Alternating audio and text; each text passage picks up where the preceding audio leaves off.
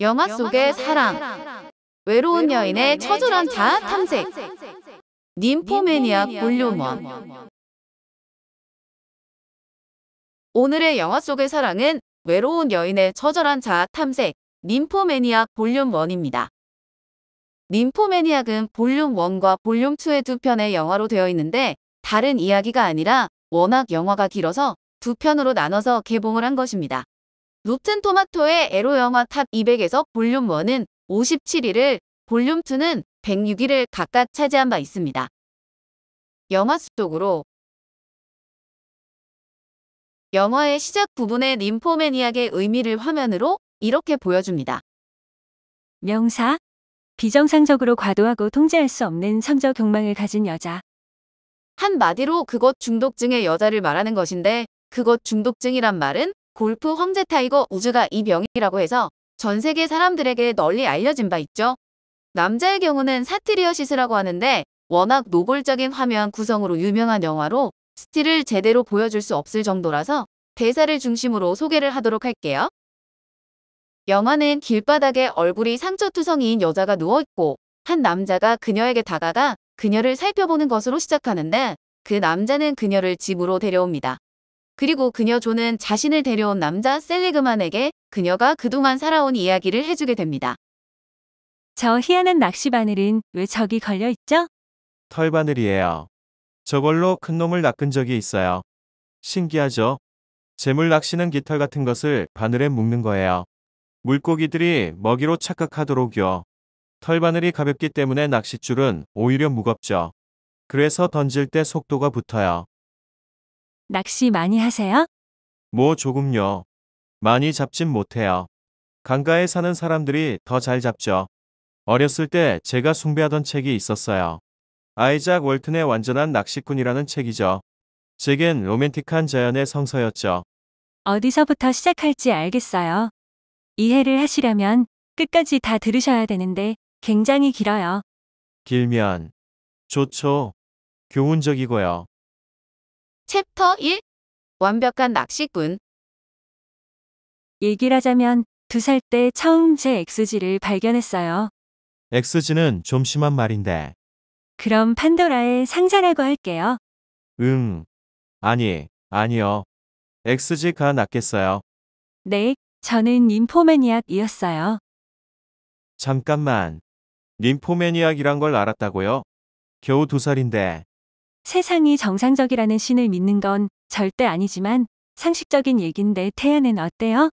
태아가 간혹 자기 은밀한 부위를 만진다는 태아도 죄에 가득 찬 것일까요?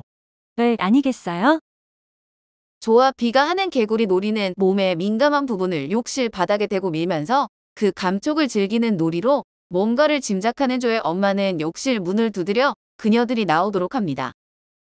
밧줄을 다리 사이에 끼고요. 우린 그걸 느낌이라 불렀죠. 느낌이라는 단어가 생생히 기억나요. 어쩌면 제가 다른 사람들과 유일하게 달랐던 건 석양이 좀 더 아름다웠길 바랐던 거예요. 색이 더 화려했으면, 해가 지평선에 닿을 때요. 아마도 그게 제 유일한 죄일 거예요. 아이들인데 무슨 죄가 있겠습니까? 아이들 말고 저요. 죄라고 생각되지 않는데요. 종교를 믿진 않지만요. 나머지 이야기를 모르셔서 그래요. 그리고 저도 종교는 없어요. 그녀의 아버지는 그녀를 자주 야외에 데려가 숲속의 나무들과 나뭇잎을 보여주면서 많은 이야기를 해주었습니다. 물풀의 나무는 가장 강한 나무란다. 그러다 겨울에 물풀의 나무 잎이 떨어지자 다들 검은 봉오리를 보게 됐어. 그리고 비웃었지. 저것 좀 봐. 물풀의 나무는 손가락에 재가 묻었나 봐. 보이지? 겨울엔 검은 봉오리로 물풀의 나무를 알아볼 수 있어. 아빠는 제게 나무와 잎에 대한 이야기를 해주는 걸 좋아했어요. 좋은 교육이라 여기셨죠. 아빠는 그런 식으로 교육적인 이야기를 정말 좋아했어요. 제가 배운 걸 잘 기억하라고요. 아빠가 하도 좋아하시니까 전 일부러 까먹은 척할 때도 있었죠. 어린 ним프 시절 전 빨리 처녀성을 없애고 싶었어요.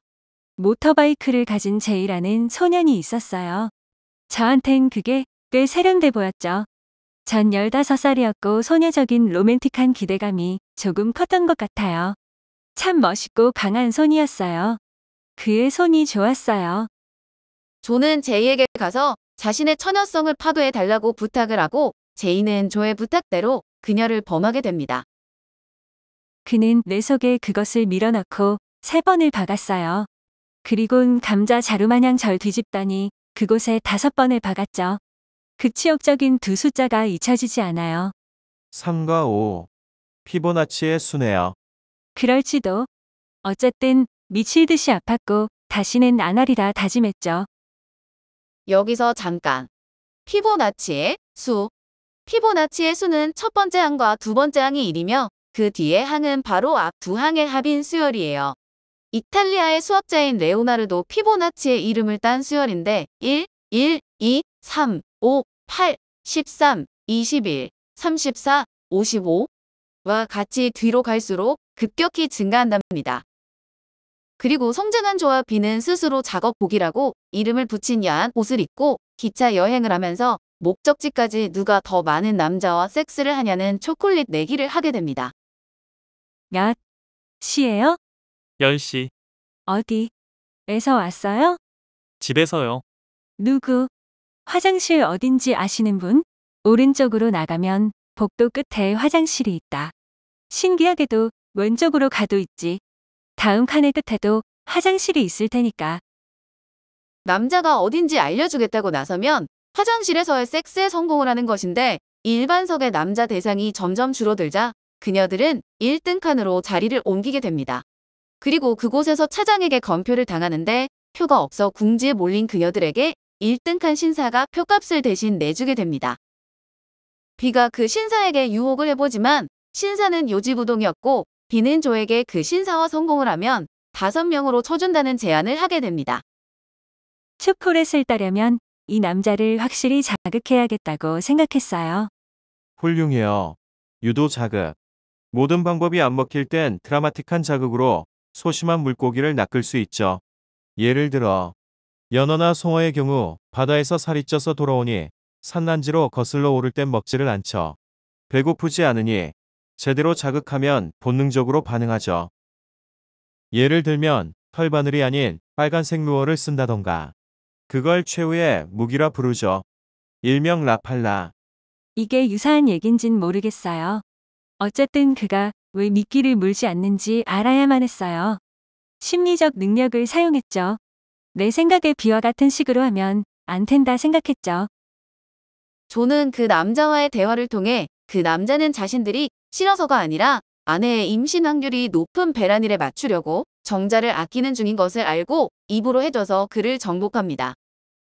전 일부러 사람을 이용하고 상처 줬어요. 제 만족을 위해서. 지금까진 시작에 불과해요. 열이 오르면 시작되는 한기를 항상 좋아했죠. 이어서 몸이 아프단 걸 잘 알면서도. 당신은 단지 몇 사람에게 잊지 못할 경험을 선사해 준 거고 그의 그것을 배출해 준 거죠. 젊은 자신감으로요.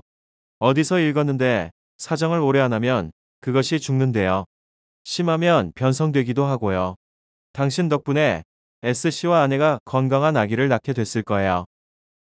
그리고 그들은 처음으로 통성명을 하게 되는데 이상한 이름을 갖고 있는 셀리그만은 유대교적 감성을 가진 부모님 밑에서 성장했다고 합니다. 셀리그만은 행복한 사람이라는 뜻이에요. 행복하세요? 그런 것 같아요. 제 나름대로 오른쪽 손톱부터 깎는 사람이긴 하지만요. 전 인간을 두 부류로 나눠요. 왼쪽 손톱부터 깎는 부류와 오른쪽 손톱부터 깎는 부류요. 제가설은 이래요. 왼쪽부터 깎는 사람이 더 태평하다. 인생을 더 즐기는 경향이 있고 무조건 쉬운 일부터 하고 어려운 건 뒤로 미루니까요. 당신은요? 항상 왼쪽부터요. 선택의 여지가 없죠. 항상 즐거운 일부터 해요.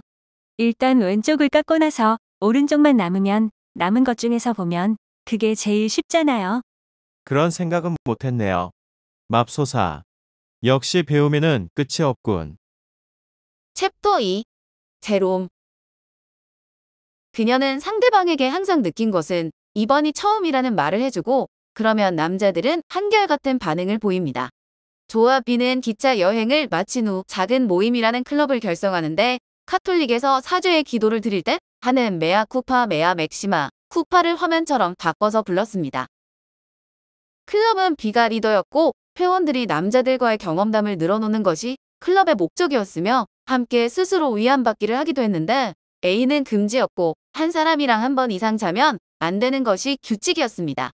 하지만 B가 사랑에 빠져 한 사람이랑 한 번 이상 자면 안 된다는 규칙을 어기게 되고 조에게 네가 섹스에 대해 다 안다고 생각해?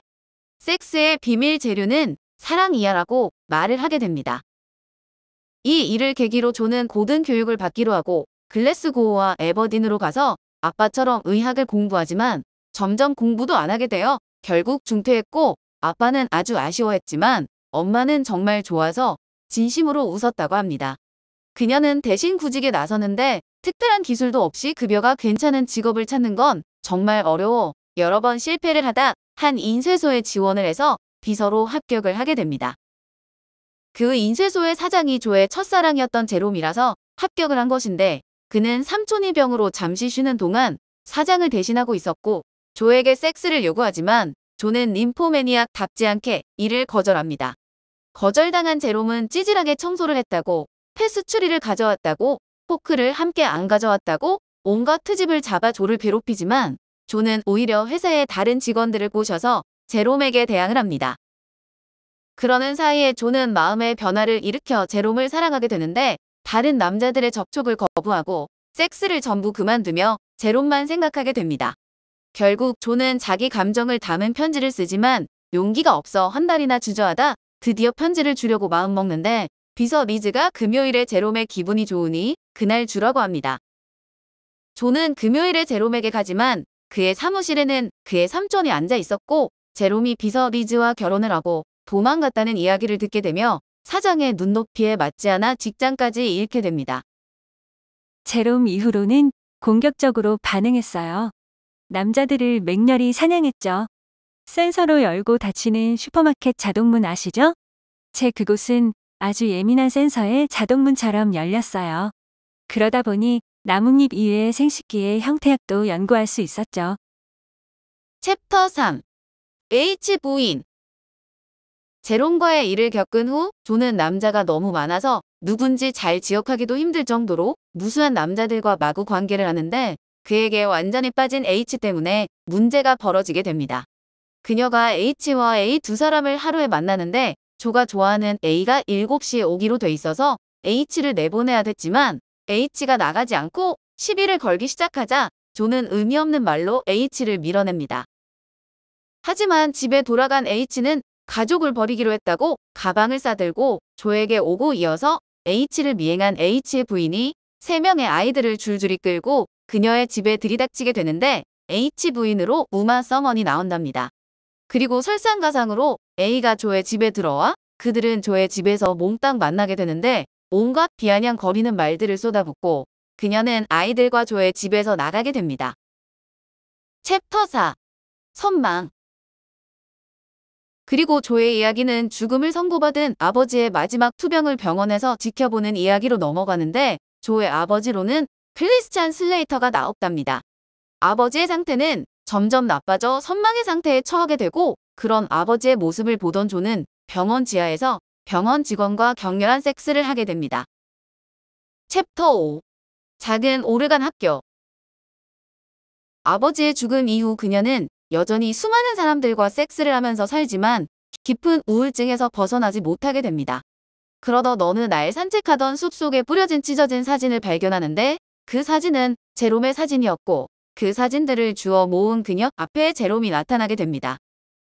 아내랑 싸우고 그곳에 있었던 것으로 홧김에 여행 사진을 찢은 거였는데 볼륨 1은 그녀가 아무 느낌도 안 난다고 아무 느낌도 안 나. 아무 느낌도 안 느껴져.